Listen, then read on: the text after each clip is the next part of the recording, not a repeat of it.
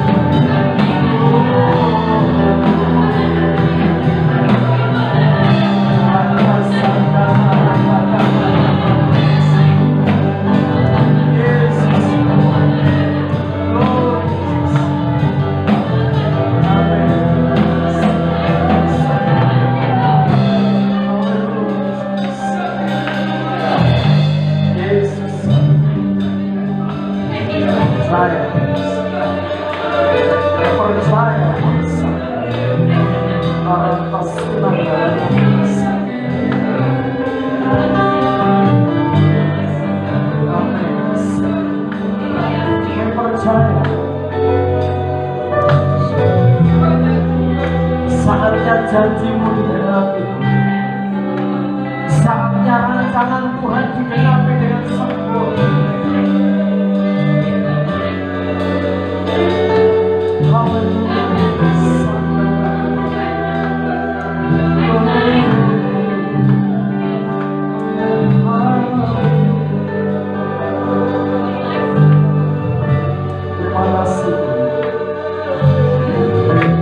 Terima kasih Roh Kudus.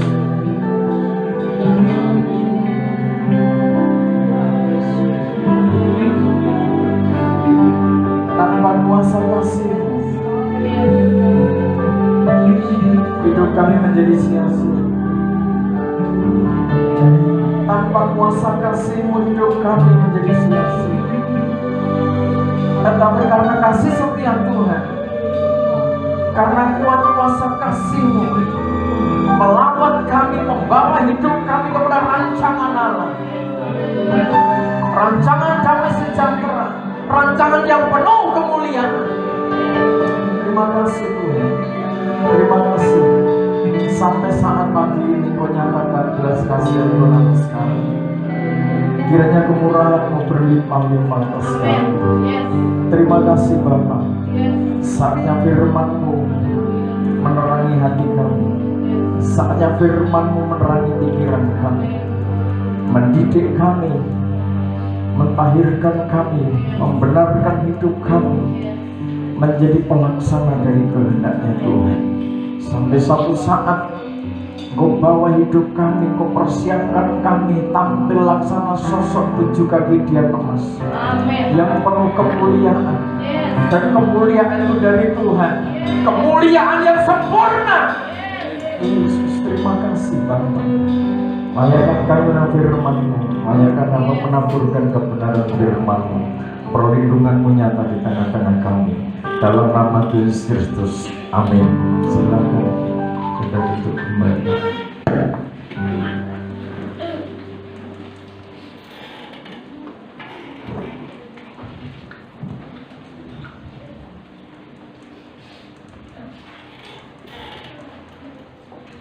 Puji Tuhan, salam damai sejahtera di dalam kasih Tuhan kita Yesus Kristus. Oleh karena kasih dan anugerah-Nya, pagi ini kita bisa bersama-sama memuliakan Tuhan. Terima kasih pada tim dari Jakarta, Ibu Nina, Feni, Ibu Lydia yang dengan segenap perjuangan, boleh dikata usianya tidak muda lagi, tetapi di dalam kasih Kristus menjadi muda. Amin. Amin. Generasi milenial tidak boleh kalah dan mengalah. Sekilas tentunya saudara sudah mendengar kesaksian dari Ibu Feni dan Ibu Nina. Sudah lama saya pribadi masuk jaringan Jesus Reigns, pelayanan interdenominasi secara khusus dengan pengurus-pengurus di Surabaya sudah link dan pernah kesini juga. Cuma ketika momen tertentu di Surabaya yang lalu saya tidak bisa hadir karena pas ada tugas di Jogja itu. Jadi memahami kebenaran firman Tuhan selama sekian tahun yang Tuhan didikkan lewat guru dan gembala dengan satu perjuangan, satu proses salib yang tidak ringan tentunya. Sebab visi misi yang Tuhan percayakan, sebagaimana Tuhan percayakan kepada guru dan gembala, Tuhan ajarkan, Tuhan didikkan pada kita, tidak lain adalah terbentuknya gereja sebagai satu kesatuan tubuh Kristus. Untuk membangun gereja menjadi satu kesatuan tubuh Kristus, interdenominasi, Efesus pasal 2, gereja yang terdiri dari berbagai suku, kaum, bahasa, dan bangsa di muka bumi, yang tentunya untuk mewujudkan itu tidak ada kekuatan lain selain kekuatan kasih Kristus. Amin. Oleh sebab itu memaknai kasih Kristus tidak bisa orang katakan kasih itu simpel. Anak itu ada prosesnya. Kebahagiaan itu ada prosesnya, mencapai kesatuan, kerukunan itu ada prosesnya. Sehingga tidak bisa dikatakan simpel. Untuk itu masing-masing pribadi kita perlu paham, bersyukur setahap demi setahap ketika gembala kami menyampaikan tentang kesatuan dan pengajaran suatu saat bisa dipahami, bisa diterima oleh suku, kaum, bangsa di muka bumi. Terus terang saya pribadi juga berpikir bagaimana caranya. Satu saat ketemu orang luar negeri, satu saat ketemu orang India, orang Eropa, orang Australia, Singapura, Malaysia, itu tetangga kabeh. Bagaimana caranya? Pernah saya sampaikan kepada saudara, mungkin pusing mikir bangsa-bangsa, wes dipersempit aja lah mikir Indonesia. Mikir Indonesia malah dari sini naik, sempitkan lagi lah. Mikir provinsi Jawa masih pusing, Jawa Timur masih pusing, sempitkan lagi Kabupaten Mojokerto, digumuli, itu masih ngeluh-ngeluh, sempitkan lagi Kecamatan Puri, masih masuk angin, sempitkan lagi Desa Banjaragung, kok masih klien-klien begitu, masih semutan, dipersempit lagi, dusun Genengan sini. Mikir bergumul orang-orang Genengan, kita kok berat juga, nggak sampai juga. Saiki mikir keluargamu, ngobrol-ngobrol mikir keluarga dewe ngeluh arek, isih ngeluh mikir keluargamu, mikir awakmu dewe. Artinya untuk menjangkau satu bangsa demi bangsa yang besar dengan keragaman, dengan perbedaan yang cukup ekstra, ekstra ekstrim. Sebab kalau bicara perbedaan itu ekstrim, putih dengan merah, putih dengan hitam, itu perbedaan yang ekstrim. Kita orang Indonesia, bahasa kesatuan bahasa Indonesia. Saudara ke Australia, bahasanya sudah bukan bahasa Indonesia, itu sudah beda. Mikir ngono wis ngono to. Lan kok arep tuku es caranya piye? Ayo. Terus itu mari untuk menjangkau menjadi berkat bagi bangsa-bangsa. Sebagaimana Kisah Rasul pasal pertama ayat 8. Ketika Roh Kudus itu turun atasnya, maka menjadi saksi di Yerusalem. Mari kita mikir Yerusalem dulu ketimbang kok pusing, tensimu munggah, ngantain kopi. Terus itu mari kita berjuang. Pribadi lepas pribadi, kita harus punya ketetapan hati. Saudara itu pilihan Tuhan. Amin. Bukan Tuhan yang memilih, bukan saudara yang memilih Tuhan, tetapi Tuhan yang memilih saudara. Karena Tuhan yang memilih saudara itu tanpa dasar. Biasanya acara di Indonesia yang malam KDI, ya, itu ada kriteria menjadi juara 1, 2, 3. Itu pilihan berdasarkan kriteria, ada standarisasinya, mulai suaranya, gayanya, busananya, dan lain sebagainya, tentunya gitu kan.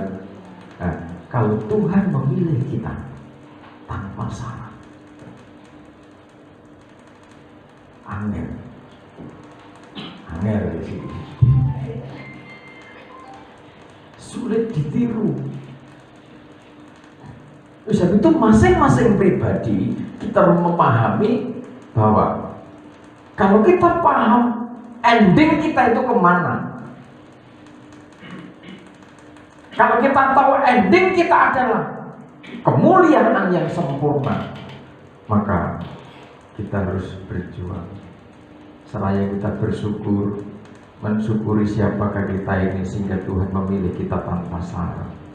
Justru ketika kita gagal, ketika saudara tidak tahu, ketika kita bodoh, ketika kita lemah, ketika kita tidak berdaya, Dia dekat, Dia datang kepada kita.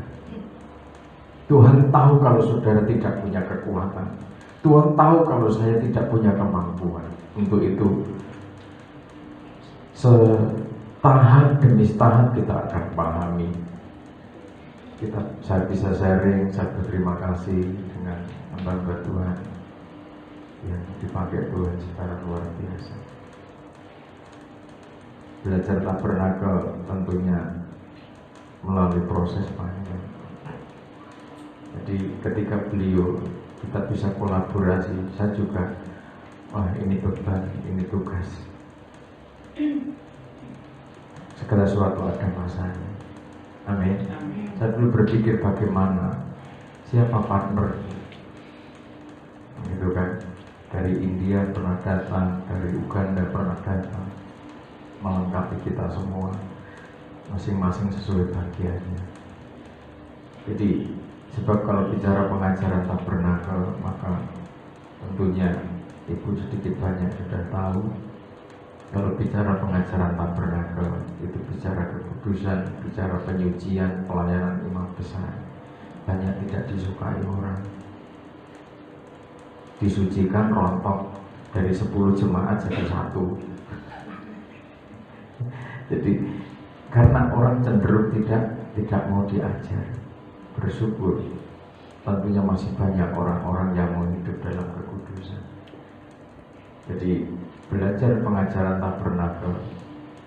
Kalau saya bicara firman, ngobrol tentang firman, betah, berlama-lama betah. Dengan beliau kemarin malam itu dari jam 8 atau 9 itu sampai jam 2. Sekilas, hanya sekilas tentang tabernakel. Tentunya pertemuan kami dengan beliau tidak hanya ini saja. Kita sharing nanti terkait dengan pengajaran ini, tidak apa-apa. beliau menghendaki kita kolaborasi, tidak apa-apa nanti Ibu jadwal kemana, kalau kami tidak ada jadwal pada juga tidak apa-apa. Disangking ya apa-apa wong cilik kok. Ini gede digotong. Ini kan cilik-cilik Bu, berarti anteng-anteng dicengkiwe kayak katut.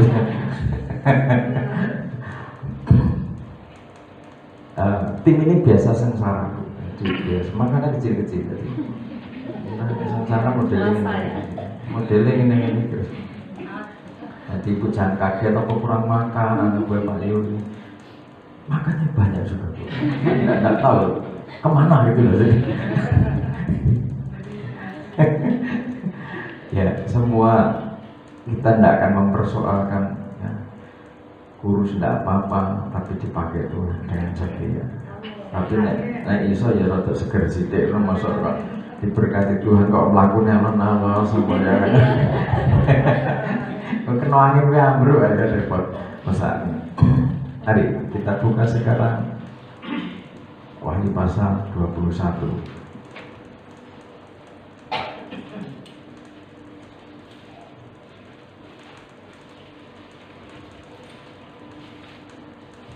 Wahyu pasal 21.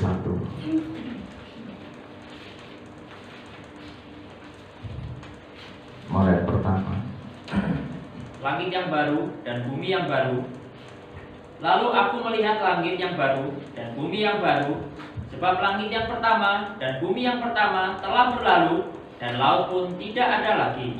Langit yang pertama, bumi yang pertama, bahkan laut tidak ada lagi. Terus? Dan aku melihat kota yang kudus, Yerusalem yang baru, turun dari sorga, dari Allah, yang berhias bagaikan pengantin perempuan yang berdandan untuk suaminya. Ya, jadi kota yang kudus, Yerusalem baru turun dari surga, turun dari Allah, yang berhias bagaikan pengantin perempuan yang berdandan untuk suaminya. Terus? Lalu aku mendengar suara yang nyaring dari tahta itu berkata, lihatlah, kemah Allah ada di tengah-tengah manusia, dan ia akan diam bersama-sama dengan mereka. Ya, kemah Allah ada di tengah-tengah manusia, dan dikatakan iya Tuhan akan diam bersama-sama dengan mereka. Kemah Allah ada bersama-sama manusia, identik dengan Yohanes pasal pertama ayat 14. Siapa yang ada di tengah-tengah manusia bersama-sama dengan manusia? Tabernakel.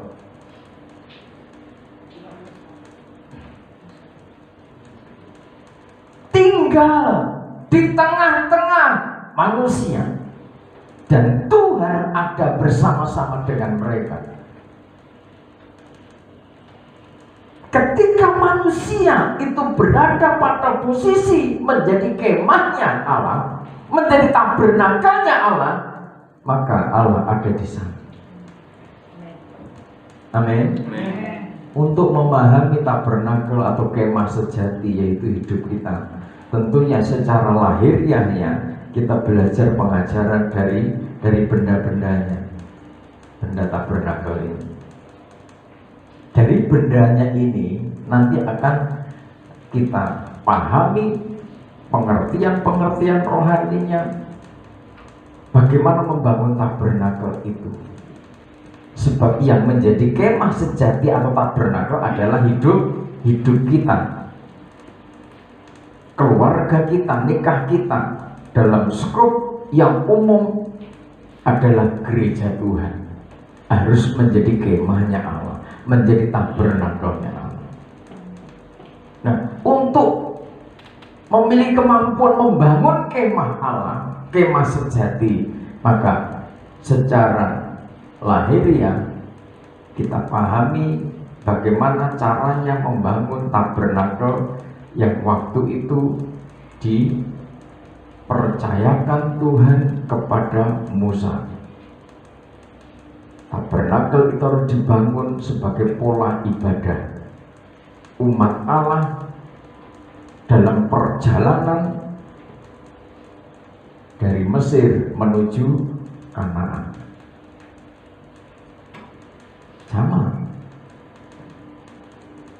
Mesir seringkali dimaknai oleh kehidupan dunia yang penuh dengan perbudakan dosa. Gereja sedang dibawa oleh Tuhan menuju Kanaan Samawi, kerajaan 1000 tahun damai. Maka selama perjalanan rohani kita, maka kita harus hidup sesuai dengan pola yang ditetapkan Tuhan.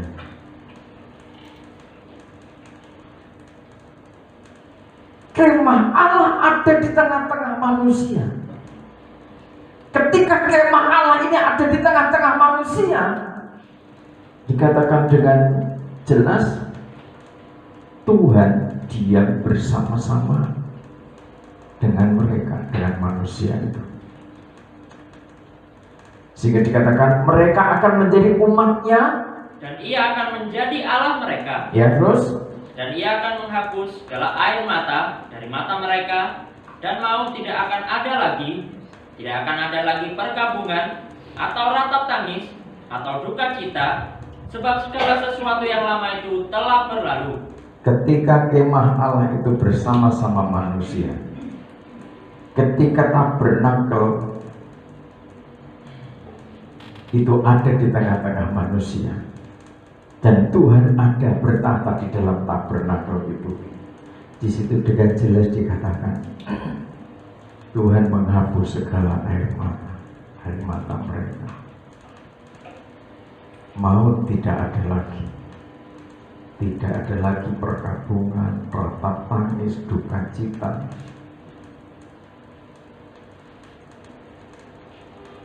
Ini kebahagiaan. Konsepnya kerajaan surga. Kebahagiaan konsepnya tabernakel.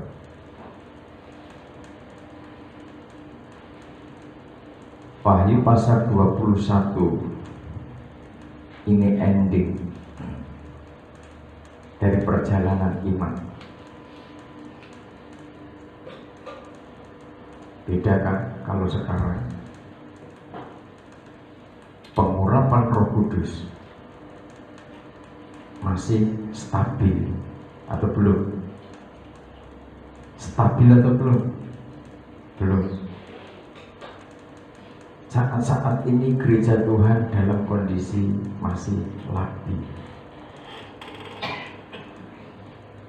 Sesaat saatnya membara, berkobar-kobar, menyala-nyala, tetapi tidak bisa dipungkiri banyak hal itu terjadi, nyalanya sudah tidak ada lagi. Banyak kenyataan terjadi, seperti jemaat Efesus menjadi kehilangan kasih mula-mula.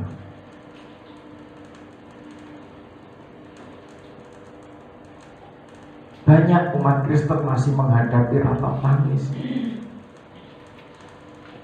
hadapi sedikit persoalan selisih paham, hatinya berduka, akhirnya air mata keluar. Nanti kecewa, dipeliri suami, nangis keloro-loro. Bahasa Jawanya keloro-loro itu apa? Keloro-loro. Bukan. Bahasa Jawanya keloro-loro apa? Nelongso itu. Bahasa Indonesia apa?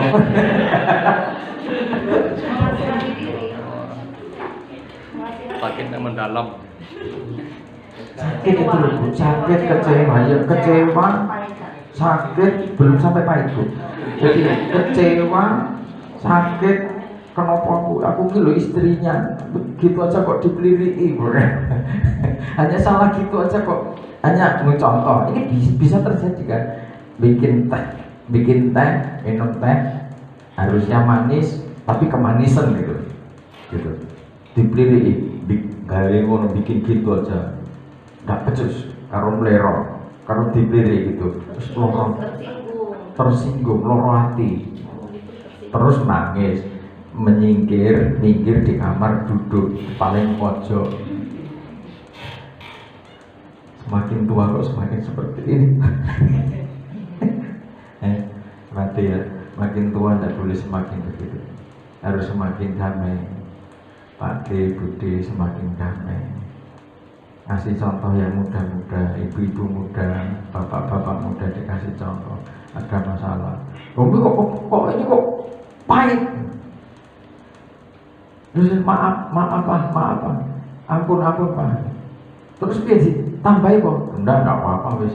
Kalau saya biasa begitu, enjoy aja, mau yang pahit, mau yang pedes, naik pedes aja jaga-jaga. Jadi jangan sampai, jangan terlalu pedes, nanti merusak juga. Saya biasa, kalau persoalan makanan saya sudah sampaikan kepada tim Bebas Lori, tidak sulit bagi saya. Mau yang masak mau kurang garam kayak mau kurang ini, nek masaknya kurang garam ini apa ini kok rada anyep begitu, ini orangnya ragu-ragu, tidak berani ambil risiko. Biasanya gitu Pak, ibu ini ragu-ragu. Jadi nanti tak kasih ini, kasih Pak, dikasih sedikit kan ya Pak. Kenapa tidak mau ambil tengah-tengah? Biasanya orang-orang seperti ini yang ragu-ragu, takut risiko, kasihan kok diketak bojone, anyep, yo serba salah, bojone malah tambah menang, tambah anyep. Itu kan masalah-masalah sepele, tetapi bisa menimbulkan ratap tangis, bisa menimbulkan duka cita, sakit rasanya. Kadang dipeluk-peluk, kadang dicium-cium, udah begitu dimarahi, dibentak-bentak. Kira-kira gimana? Apa nikah itu seperti itu? Apa di dalam Kristus itu ngajarin keluarga suami itu bertindak seperti itu, istri bertindak seperti itu? Jangan karena corona berkat menyusut, usaha seret mungkin begitu sementara waktu. Ini lagi tren di seluruh Indonesia, katanya gara-gara corona gugatan cerai melonjak tajam di setiap kota kabupaten. Alasannya, anakmu nanti makan apa? Janji sehidup semati itu akhirnya dihapus. Aku hidup, kamu mati.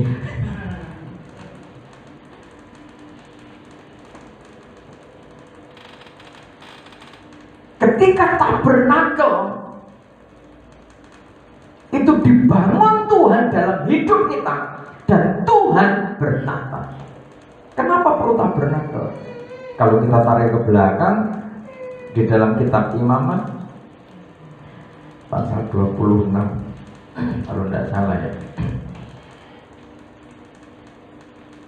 Tuhan itu muak, pakai kata muak. Ngerti muak? Apa?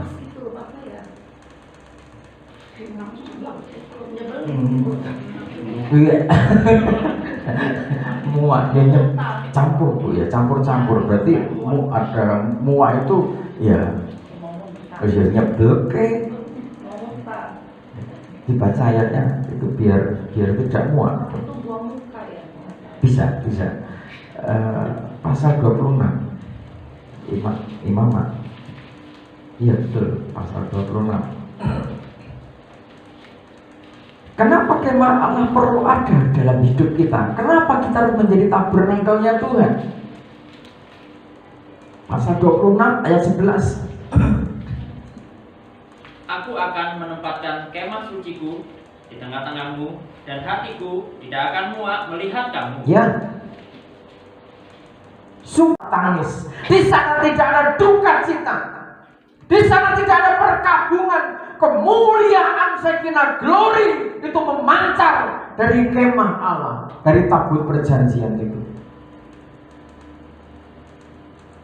Tapi itu tidak simpel.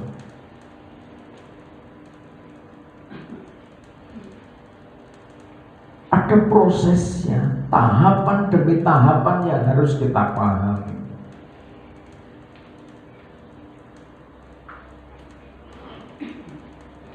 Sempurna kemuliaan Tuhan ketika kemahnya itu ada di tengah-tengah kita. Tuhan menempatkan tabernakelnya. Kita ini kemahnya, kita ini bait sucinya. Ketika kita ini dibangun, ditempa oleh kekuatan firman, maka adanya daging ini sakit, adanya daging ini seakan berontak. Tetapi ada masanya, menjadi penggenap dari rancangan Tuhan sampai visi itu tercapai. Ada waktu perjalanan, ada kronos yang harus kita jalani dengan setia.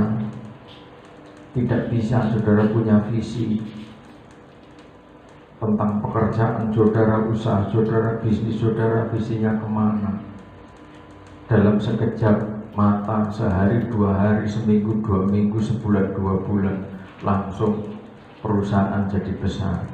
Semua ada prosesnya. Bisa itu sebagai orang-orang pilihan Tuhan, kita kembali ke Wahyu pasal 21.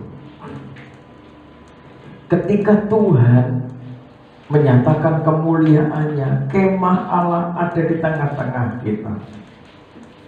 Kita dibangun oleh Tuhan menjadi kemah sejati. Ibrani pasal 8, dia sebagai imam besar. Kita ini kemah sejati yang dibangun oleh Tuhan sendiri. Oleh sebab itu, ketika dia ada di tengah-tengah kita, dia menghapus air mata, mau tidak ada di dalamnya, tidak ada perkabungan, ratap tangis, duka cita, tidak ada di sana.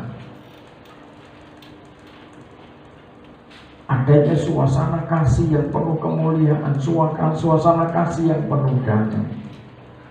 Kita menjadi umatnya. Ayat 5. Ia yang duduk di atas tahta itu berkata, lihatlah, aku menjadi segala sesuatu yang baru. Dan firman-Nya, tuliskanlah, karena segala perkataan ini adalah tepat dan benar. Firman-Nya lagi kepadaku, semuanya telah terjadi. Aku adalah Alfa dan Omega, yang awal dan yang akhir. Orang yang haus akan kuberi minum dengan cuma-cuma dari mata air kehidupan. Jadi dia adalah yang awal dan yang akhir. Artinya ketika Tuhan itu memilih kita dan Tuhan membangun kemah sucinya dan dia bertata di dalam hidup kita, kita menjadi kekasihnya. Dia sudah mulai, dia sudah mengawali, dia memilih saudara dan menempatkan kemah itu dalam hidup saudara, maka dia juga akan menyempurnakan. Dia bukan hanya Alfa tetapi Omega. Dia menyempurnakan dari apa yang dia kehendaki, bahwa saudara adalah kemah sejati. Membangun kemah sejati tidak bisa dengan cara duniawi. Hanya Tuhan yang mampu. Siapa Tuhan itu? Kita masuk ke Yohanes pasal pertama, dia adalah firman itu sendiri. Makanya ketika kita harus belajar taat, belajar dengar-dengaran kepada didikan firman pengajaran, sebab tujuannya firman pengajaran membangun hidup kita, dijadikannya kita ini tabernakelnya, kemah sucinya, sehingga dia diam bertata di dalamnya.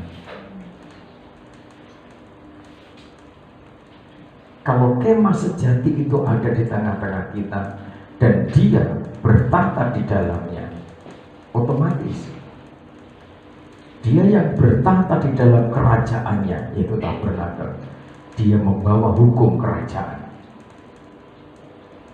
Hukum apa yang dibawanya? Hukum kasih. Sebab itu kalau kita kembali kepada Injil Matius, Markus, Lukas, Yohanes banyak bicara tentang kasih. Tuhan menekankan bagaimana kita harus mengasihi Tuhan dengan segenap hati, segenap jiwa, akal budi dan kekuatan. Kalau itu kita pahami dengan seksama, dengan penuh kerendahan hati, maka betapa dahsyatnya kasih Tuhan itu membangun hidup kita. Sehingga dari tahapan kepada tahapan, maka Tuhan bertata di dalam hidup kita.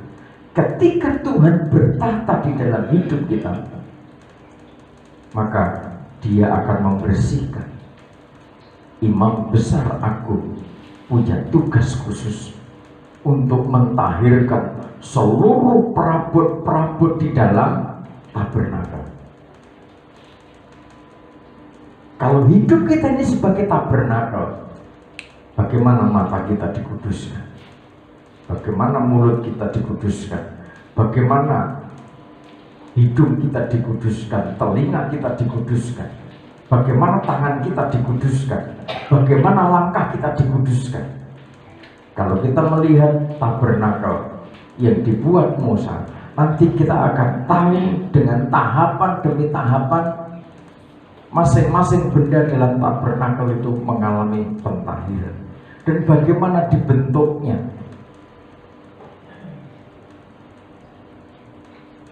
Perlu kesabaran, perlu kerendahan hati, sebab tabernakel yaitu manusia yang belum terbentuk, manusia yang masih liar, belum terbentuk, belum bahkan belum dipilih.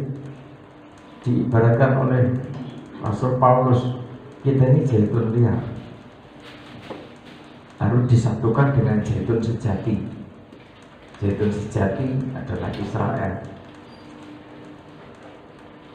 Sulit, tetapi rancangan Tuhan pasti terjadi. Diteruskan dulu.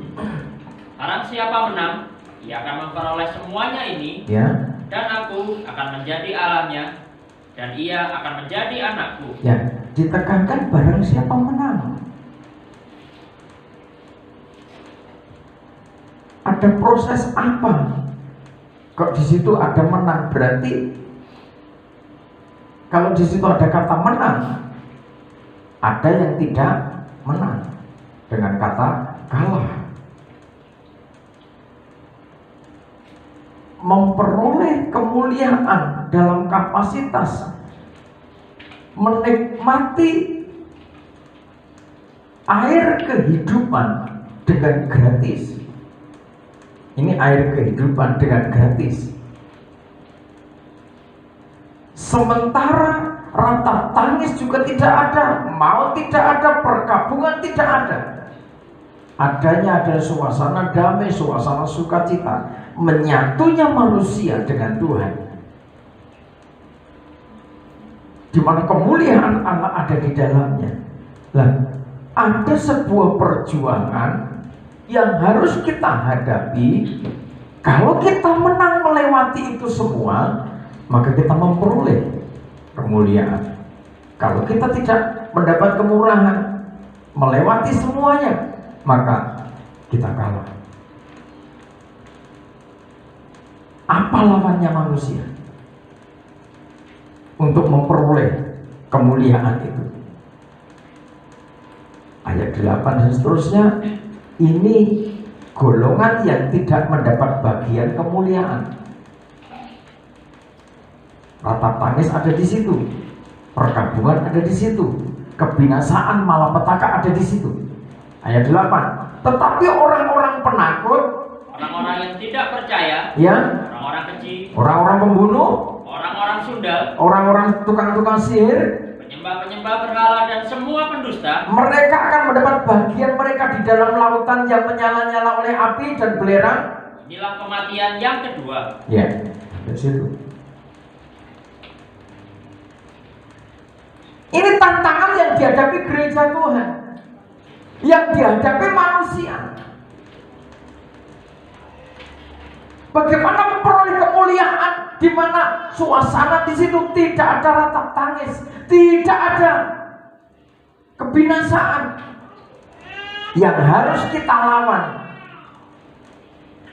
adalah kondisi di mana orang-orang yang dalam kondisi, dalam situasi batin Dikatakan di situ penakut.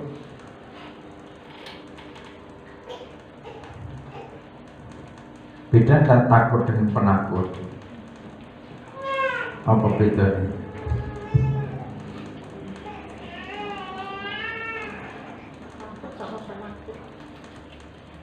Takut kepada Tuhan bagus, tapi kalau dengan kata penakut, itulah satu kondisi kepribadian seseorang yang selalu kurang percaya diri, membesarkan, mengedepankan rasa takut. Itu bisa diidentikan dengan minder, sehingga tidak percaya bahwa Tuhan itu mampu memberikan kekuatan dalam hidupmu untuk melakukan sesuatu. Jelas? Makanya jangan menjadi, apalagi generasi milenial, jadi anak-anak muda zaman sekarang jangan penakut. Amin. Amin. Ada tamu dimintai tolong sampaikan teh ke tamu yang datang. Aku takut. Nanti kalau pecah gimana? Kenapa takut? Aku malu. Alasannya banyak. Aku tidak bisa ngomong. Lah itu barusan ngomong.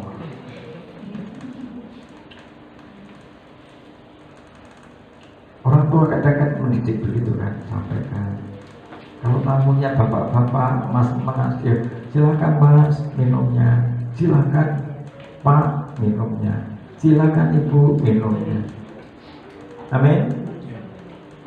Tapi ada orang yang betul-betul yuk sulit, perlu waktu, penakut, minder, nggak yakin bahwa Tuhan itu besertanya.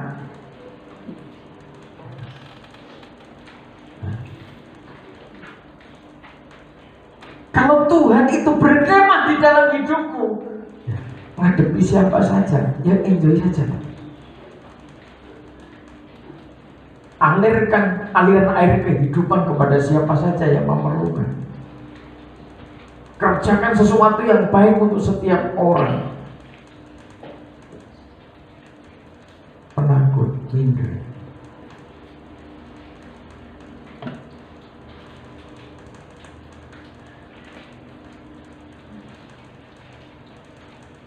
Masing-masing harus berjuang. Ranking pertama, kalau saudara menjadi orang minderan, ranking pertama menduduki tempat yang menyala-nyala oleh api belerang. Makanya jangan minderan. Kalau apa itu zaman sekarang ada apa sih itu? Kayak video apa sih? YouTube. Nah, TikTok ya, nggak video tuh, joget nyanyi. Tapi kalau langsung jadi penakut, jadi minder. Nggak boleh seperti itu anak-anak Tuhan. Amin. Anak-anakku yang muda-muda, ganteng-ganteng, yang kurus-kurus. Pede aja, Tuhan berkemah, Dia ada di tengah-tengah. Pasti bersama Tuhan lakukan perkara-perkara yang besar. Ingat, penakut, minderan, ranking pertama masuk hadis. Kalau perlu kurang VVIP, Tartarus. Ranking pertama penakut. Ranking kedua yang masuk ke sana orang-orang yang tidak percaya. Datang kepada Tuhan tetapi tidak percaya. Mulutnya ngomong aku mengasihi Tuhan tapi tidak percaya. Kata percaya, Yohanes pasal 7 ayat 38. Kata percaya, believe itu dari bahasa aslinya bisa diterjemahkan mata kita, hati kita tertuju kepada firman, tidak kepada yang lain. Satu-satunya sumber kehidupan kita adalah Tuhan sendiri, adalah firman itu. Makanya di sana dikatakan, barang siapa percaya, maka dari dalam hatinya akan mengalir aliran air hidup.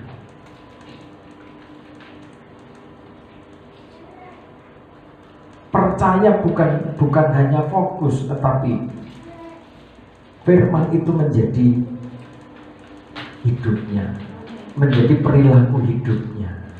Perkataannya adalah firman, pikirannya adalah firman, langkahnya adalah firman. Ketika itu terjadi di dalam hidup kita, aliran yang keluar adalah aliran air hidup, bukan aliran kebencian. Jangan sampai itu terjadi. Kalau ada orang dengan level pendeta masih membenci yang lain, tidak usah ikut-ikut begitu. Memang catai gitu, catai yang ada hadis. Amin. Tapi ini hamba Tuhan tidak mungkin begitu, namanya hamba. Banyak pendeta saling membenci satu sama lain, diam-diam. Nah, pendeta benci jarang ngomong, ya kan? Gengsi. Tapi dia disimpan dalam hati, benci sampai kapanpun, apalagi sampai benci jemaat. Dan pendeta ini kembalinya membenci jemaatnya. Kira bukan hanya hadis mungkin ya, tidak tahu apa saya. Sebab saya tidak mempelajari soal hadisologi. Ngerti hadisologi?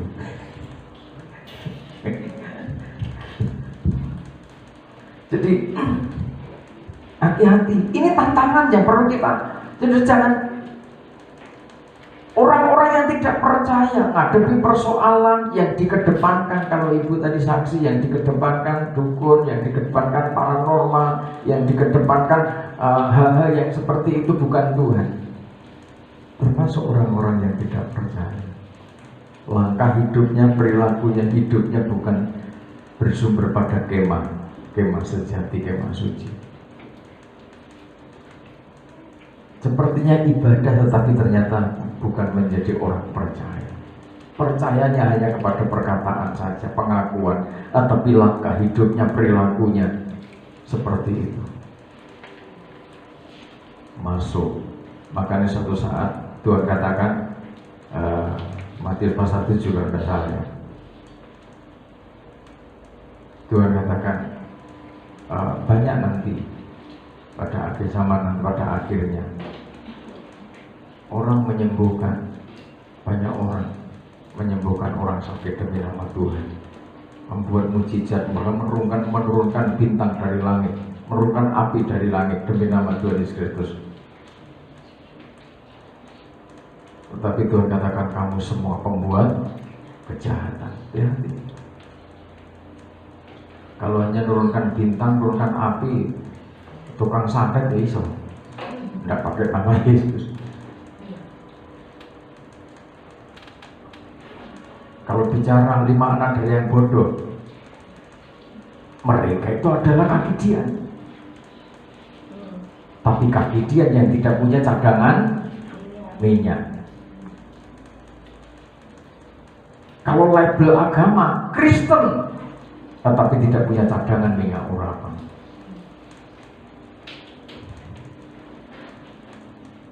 Bagaimana mendapatkan itu semua? Nah, pikiran-pikiran seperti itu, karakter seperti itu, gampang tidak percaya. Makanya saya tidak terbiasa berdebat soal firman. You percaya, jalan, tidak percaya, selesai. Maksud sih?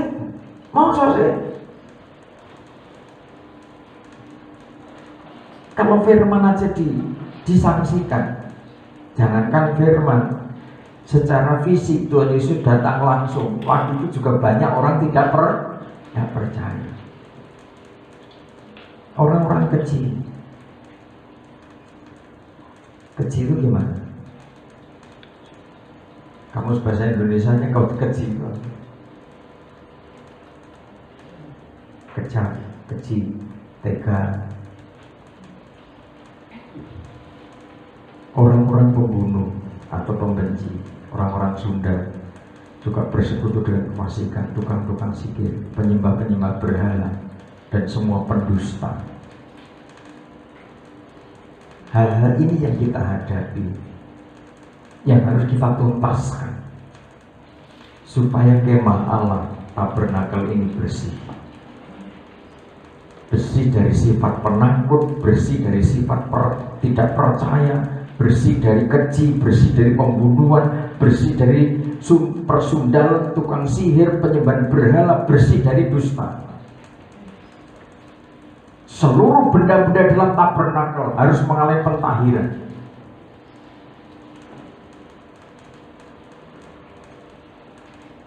Kalau kita memahami persoalan yang demikian, maka tahapan demi tahapan untuk mencapai kemuliaan, saudara menghadapi siapapun juga, saudara akan memiliki suatu pemahaman kasih, bukan menjadi tersandung, bukan menjadi jengkel, bukan menjadi sakit hati. Sebagaimana Tuhan mengasihi saudara, sebagaimana Tuhan memberkati saudara, maka ketika saudara melihat, menyaksikan, mendengar orang-orang yang harusnya saudara jengkeli karena ada dasar untuk jengkel, karena memang menjengkelkan. Kalau bahasa Jawa Tengah sana nganyel ke, nanti nganyel ke. Nah, ngerti ya wis. Nganyel ke itu dikandani bolak-balik, dikasih tahu bolak-balik, berulang-ulang kali. Ya begitu terus. Tetapi ketika saudara memahami bagaimana bahwa saudara itu hidup di dalam kasihnya, dan kasihnya mengalir dalam kuasa pikiranmu, di dalam kuasa hatimu, maka ketika saudara melihat orang lain dalam kondisi tidak berdaya, dalam kondisi salah, sudah saatnya saudara mengalirkan aliran kasih itu. Jika berkata juga hati-hati, menegur seseorang hati-hati. Ada prosesnya. Tabernakel ini ada prosesnya. Semua orang merindukan kemuliaan. Pasal 21 ayat 1 sampai yang ke-7 tadi gambaran kehidupan yang penuh kemuliaan, sinar sakinah glory.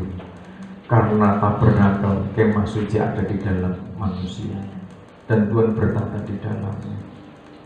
Kalau saudara membaca Keluaran pasal 40, di sana juga diterangkan ayat terakhir, kemuliaan Tuhan itu nyata di tengah-tengah bait Allah. Setelah apa? Setelah ini semua ditata, benda-benda ini ditata sesuai urutannya. Coba dibaca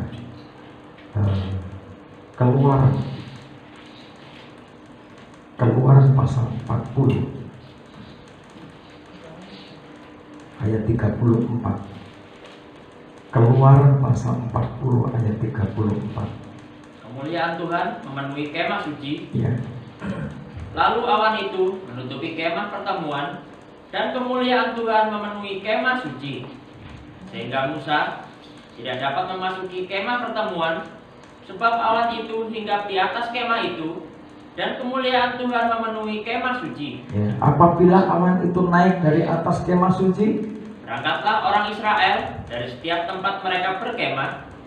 Tetapi jika awan itu tidak naik, maka mereka pun tidak berangkat sampai hari awan itu naik. Sebab awan Tuhan itu ada di atas kemah suci pada siang hari, dan pada malam hari ada api di dalamnya, di depan mata seluruh umat Israel pada setiap tempat mereka berkemah. ya. Semua orang menanti-nantikan kemuliaan ini. Tetapi kita perlu pahami, Tuhan berhadirat di kemah sucinya. Tuhan bertata di kemah sucinya. Ada hal-hal yang perlu dipersiapkan. Kalau saudara membaca ayat-ayat sebelumnya dari ayat pertama Keluaran pasal 40 sampai ayat 33, jadi pelajari di rumah. Ini panjang ceritanya kan. Tapi singkat cerita, kalau sudah lihat gambar tabernakel ayat 1 sampai ayat 33, Musa dipercayakan untuk menata seluruh alat-alat tabernakel sesuai tempat, sesuai ketetapannya Tuhan, sesuai kehendaknya Tuhan. Semua sudah disampaikan kepada Musa. Semua ditata, tempatnya di mana, pintu gerbangnya di mana, mezbah kurban bakaran. Jadi mezbah kurban bakaran ini yang terbuat dari tembaga, kayu penaga disalut tembaga. Bejana pembasuhan ini full tembaga. Alat-alat yang ada di luar kemah suci, ruang suci dan ruang maha suci, alat-alat yang ada di sini semua masih berwarna dan disalut tembaga. Kita mengenal bagaimana sebagai orang-orang percaya hidup segala cacat celah, penakut tadi, roh penakut, roh keji, roh tidak percaya, roh pembual atau pendusta, semua dibakar di mezbah bakaran. Kalau kita berbicara soal orang tabernakel, Musa menata pintu kemah seperti apa. Ada 5 tiang dikait dengan emas. Tiang itu dikasih alas dari tembaga, difungsikan untuk menyangga tirai dengan 4 warna. Ditempatkannya meja sajian di ruang suci di sisi sebelah kanan. Kalau kita masuk dari pintu gerbang, posisi meja sajian berada di sebelah kanan pintu kemah. Ditempatkannya di situ pelita emas. Dalam waktu singkat kami sharing dengan beliau di tempat ini sampai jam 2. Tentunya tidak bisa langsung detail karena sebanyak itu. Ada gerambiangan, jadi belum bisa tersampaikan secara baik. Pelita emas di posisi sebelah kiri dari pintu kemah. Pelita emas ini tadi, kalau meja sajian itu bahannya kayu penaga disalut emas. Kelengkapannya ada kayu pengusung, ada ring, ada 4 ring atau gelang emas murni dengan kelengkapannya di sana. Pelita emas yang terbuat dari 1 talenta emas murni tanpa campuran, dibuat dengan cara ditempa, tidak boleh dicetak, ditempatkan di sebelah kiri dari pintu kemah. Naik lagi benda yang namanya mezbah dupa, ditempatkan di depan pintu tirai. Terus pintu tirai juga dipasang 4 tiang dengan alas perak dipasang di sana, berfungsi untuk menyangga pintu tirai. Masing-masing tiang satu dan yang lain dikait dengan emas murni. Menuju pintu tirai masuk ke ruang maha suci. Di sana ada benda namanya tabut perjanjian, ditempatkan di situ sesuai ketetapan Tuhan. Di dalamnya ada 2 log batu, buli-buli mana, dan tongkat Harun. Dengan kelengkapannya ada di sana. Ditata dengan teliti sesuai petunjuknya Tuhan. Dan itu ditaati oleh Musa. Tentunya untuk taat, ini sebuah pengorbanan yang tidak ternilai. Berangkat dari pasal 25 di dalam kitab Keluaran, Musa ditugasi untuk membuat itu bersama bangsa Israel. Satu tugas yang begitu mulia, kepercayaan Tuhan kepada umat Allah. Tetapi di sisi lain ada sebuah harga yang harus dibayar oleh mereka. Ketika semuanya sudah jadi, semua ditata, ditata sesuai bagiannya masing-masing, ditempatkan.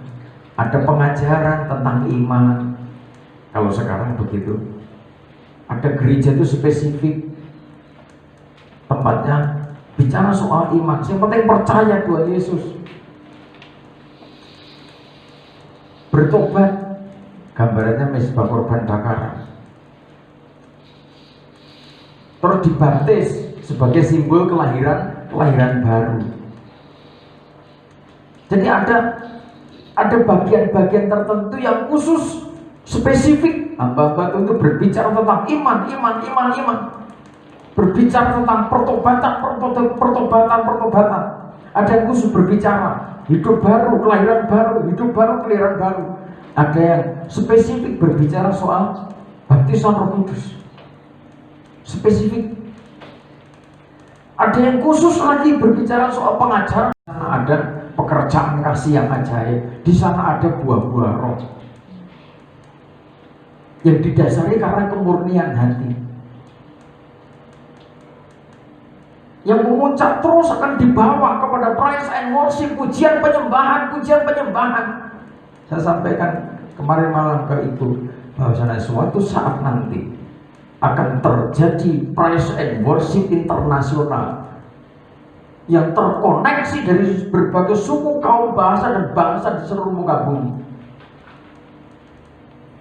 Tidak tahu seperti apa itu nanti. Sebab firman Tuhan mengatakan begitu.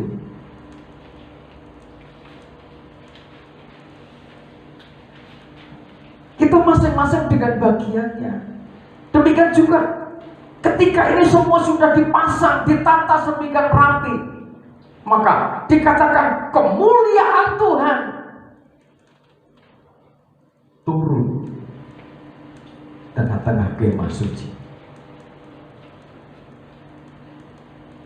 Kemuliaan Tuhan, kemuliaan hadirat Tuhan limpah di tengah-tengah kemah suci.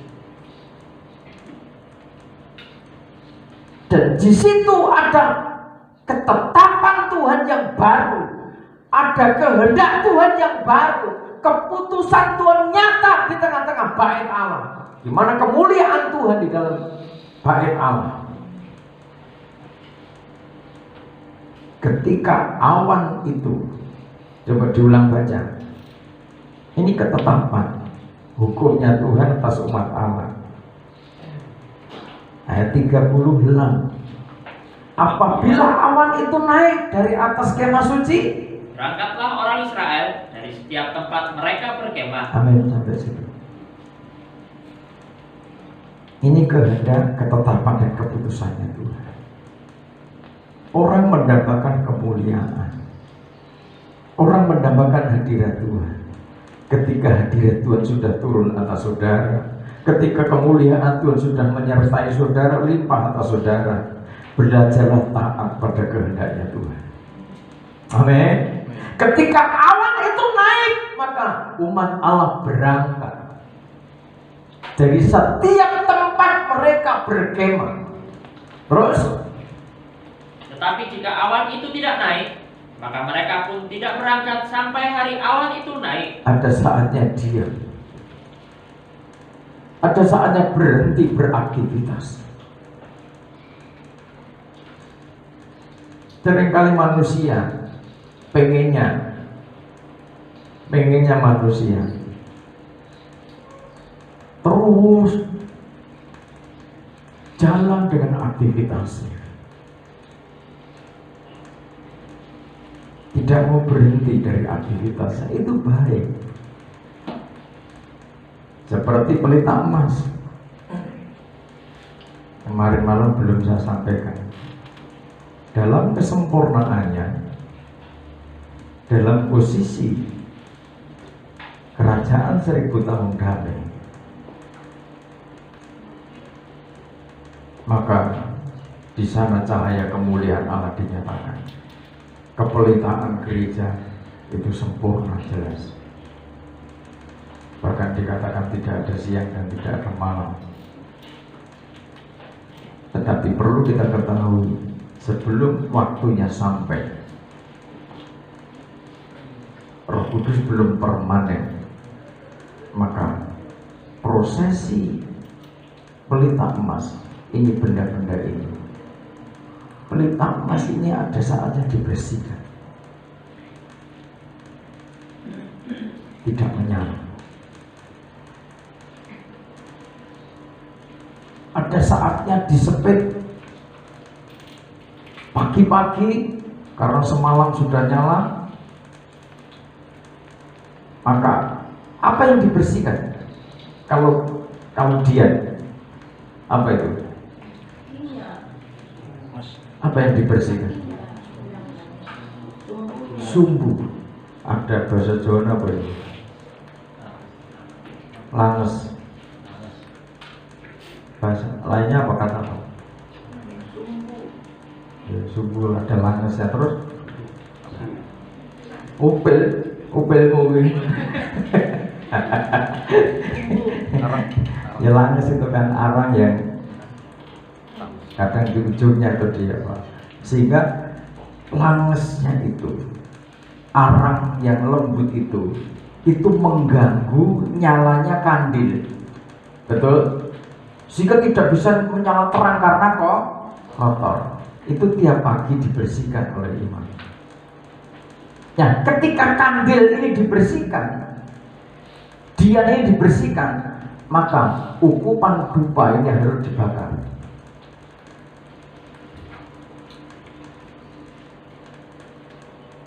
Ada saatnya saudara harus rest, kita harus rest. Spiritual rest. Bukan pasif, tetapi di situ ada keintiman dengan Tuhan. Tuhan sedang membersihkan kita secara pribadi. Di dalam sembah itu Tuhan membersihkan saudara. Apakah saudara tetap mengasihi Dia? Nanti ketika pelita emas, kandil-kandil ini mau dipasang pada senja hari, ukupan dupa kembali dibakar lagi. Selalu dicek, dibakar lagi.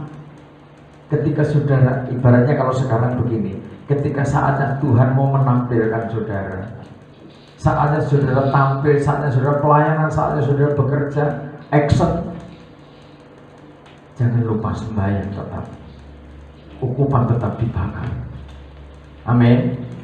Entah saudara sedang disimpan, dibersihkan, disucikan, direskan, saudara tetap eksis di dalam sembah. Saudara mau tampil, saudara tetap sembah Tuhan. Karena apa? Kekuatan saudara hanya Tuhan, hanya sembah. Amin. Tidak ada kekuatan lain, sehingga kita tidak ada kebanggaan diri. Ternyata kita hanya debu. Di saat itu banyak orang merindukan kemuliaan. Oke. Tuhan memang mau kemuliaan itu dinyatakan atas kita.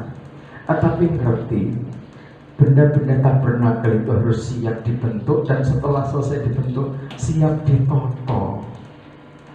Bahasa bebasnya begitu. Amin. Siap ditoto.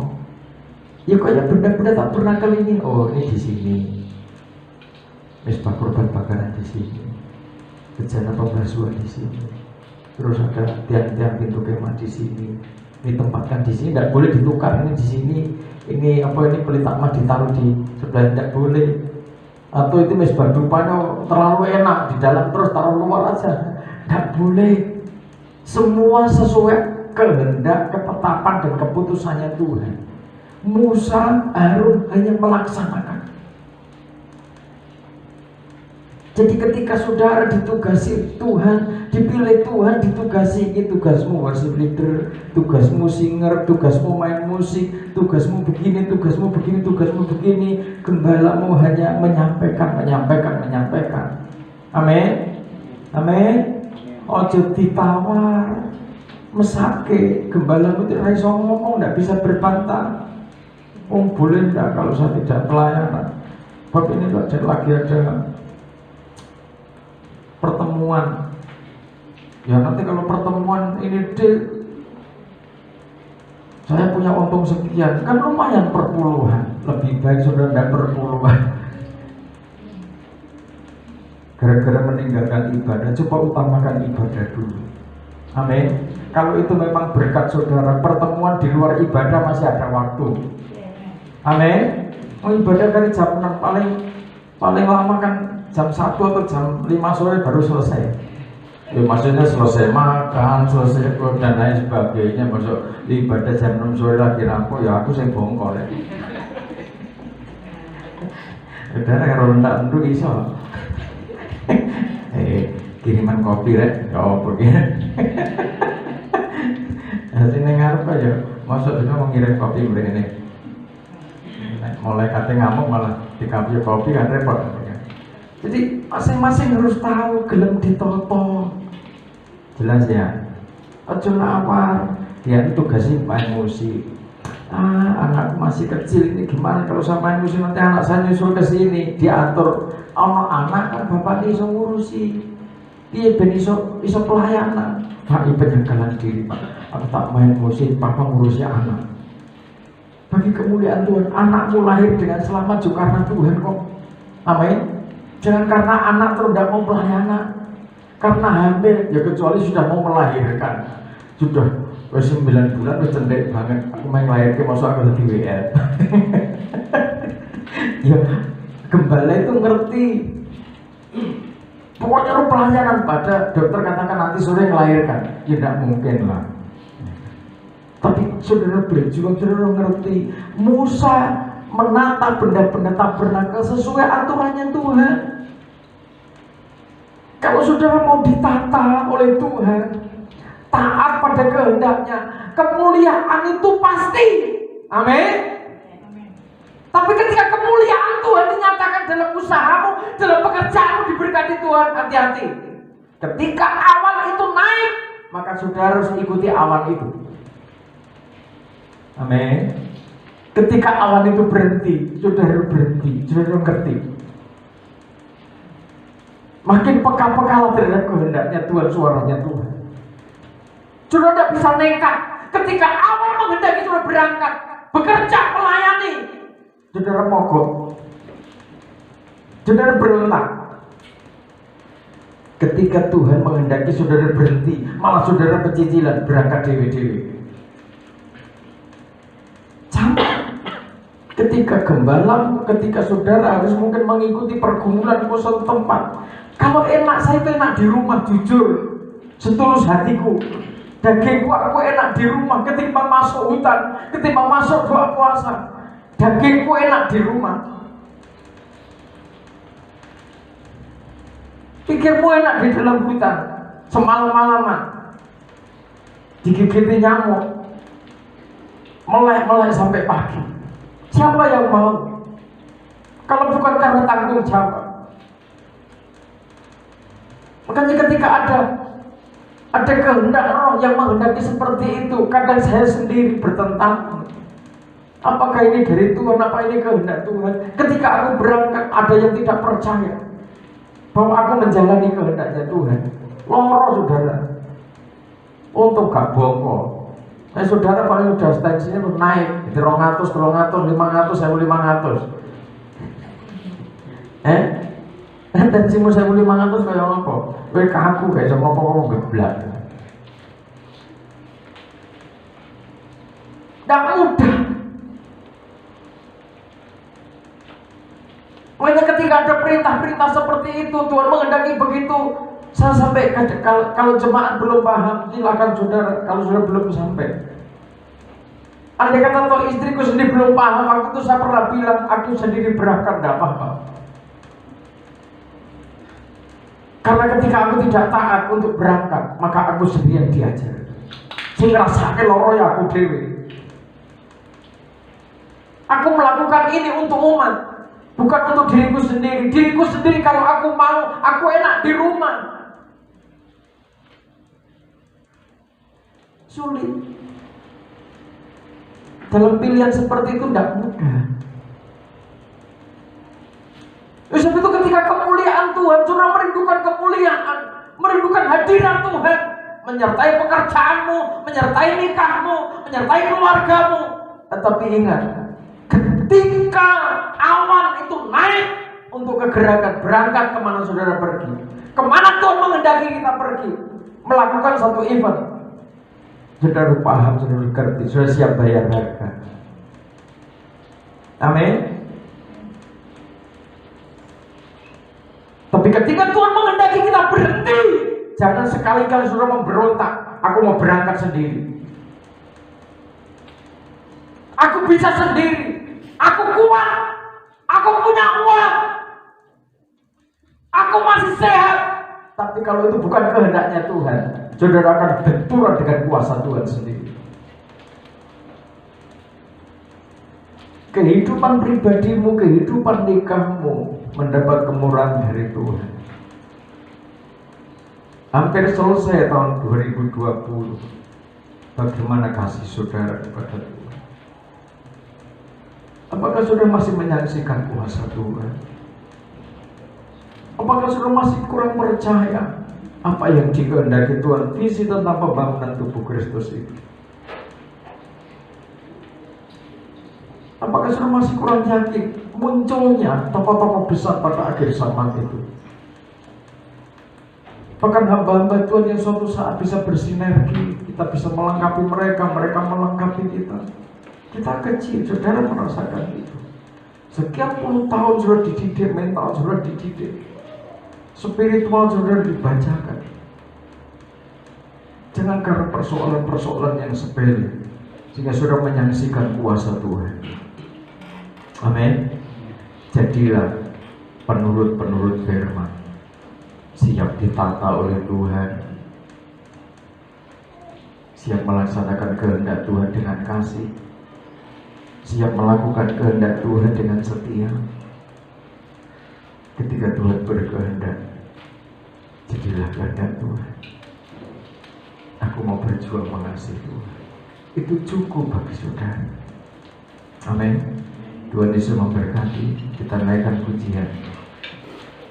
Engkau ada bersamaku di setiap musim hidupku. Kita akan sambut berjalan.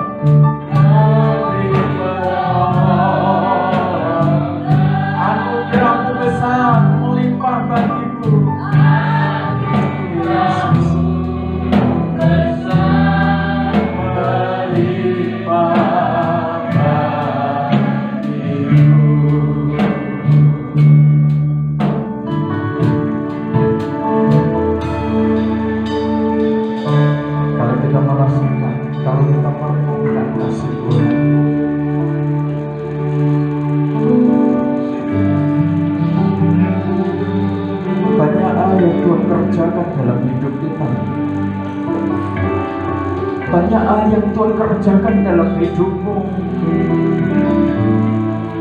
pribadi lepas pribadi.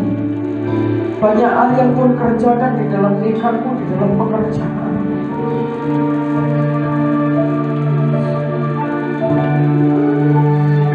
Miliki kelembutan hati, miliki penyerahan diri. Jangan ada yang berbangga diri bahwa itu terjadi karena kekuatan. Akui, sadari bahwa itu semua terjadi karena Tuhan.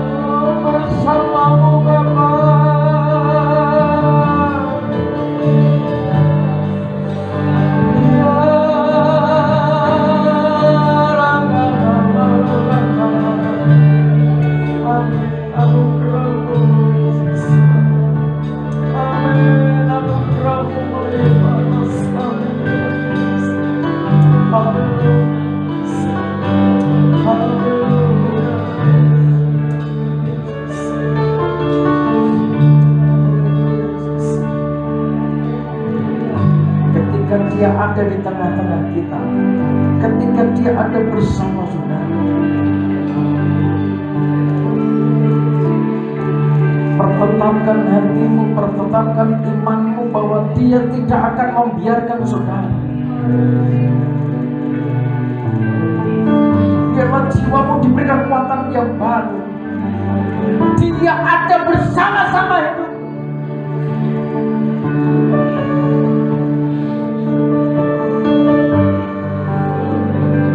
Rasa ragumu, rasa khawatirmu tidak akan mampu mengatasi persoalan apapun.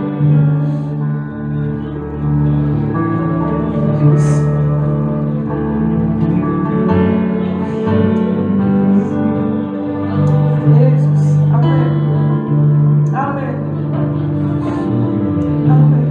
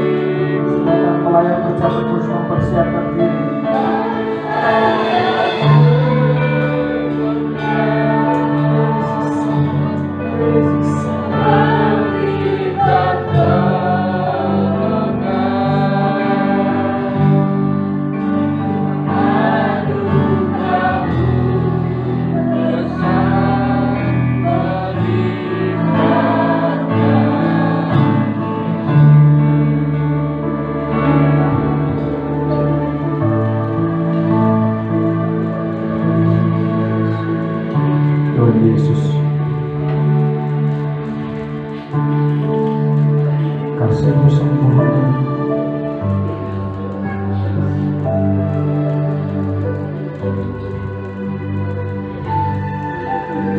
tanpa campur tangan Tuhan tidak mungkin kami melewati bulan Januari, Februari, Maret sampai hampir di penghujung tahun 2020.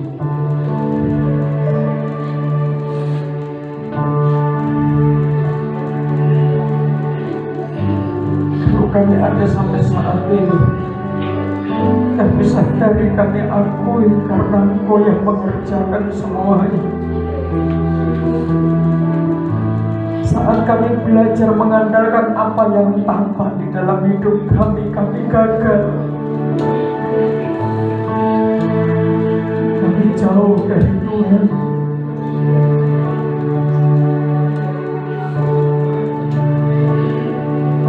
Ketika tangan kuasa-Mu melawan kami umat-Mu di tempat ini, ketika awan kemuliaan nyata di tengah-tengah hidup kami, kekuatan mengalir tempat mati, membawa hidup kami, menyentakkan hidup kami untuk kami mengikuti jalan Tuhan. Terima kasih. Terima kasih Tuhan Yesus. Terima kasih. Banyak hal yang gagal kami kerjakan. Melahirkan kami kuasa pengampunan-Mu, melahirkan kami kuasa darah pengorbanan Tuhan, melahirkan kami sehingga kami layak terus mengikuti kegerakannya Tuhan sebagai imam-imam yang rajani, pelayan-pelayannya Tuhan yang harus menjadi saksinya Tuhan, menjadi terang bagi gelapnya zaman.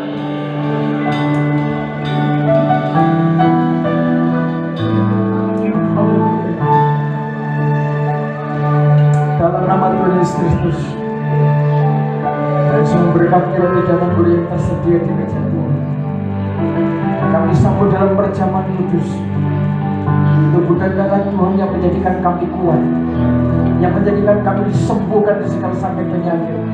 Pengorbanan Tuhan yang menjadikan kami bangkit, karena otoritas Tuhan membawa hidup kami menjadi saksinya Tuhan bahwa Allah yang kami sembah, Raja di atas segala raja, penuh kemuliaan Allah.